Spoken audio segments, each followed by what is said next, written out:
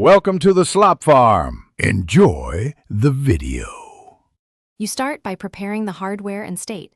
Plug a certified USB-C or phone-compatible fast charge cable into a high-wattage wall adapter. Make sure your phone supports that protocol, otherwise you won't see the speed gain. Remove any protective case and close background apps, then enable airplane mode to stop network wake-ups. Once done, inspect and clean the charging port so contacts seat solidly. This ensures maximum current flow and prevents interruptions during the initial fast charge phase. Now optimize software and connection details.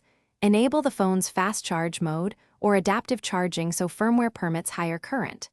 If you know how, check developer settings for USB configuration and set it to charging only. Make sure the screen is off and the device stays locked. Reduce brightness and disable wireless radios like Bluetooth and GPS.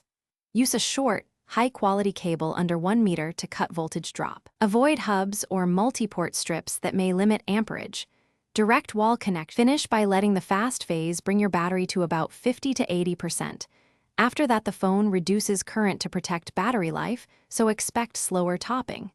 If charging remains sluggish, swap in a known good certified charger and cable to isolate the fault and test the outlet. Make sure to reboot the device and install system updates.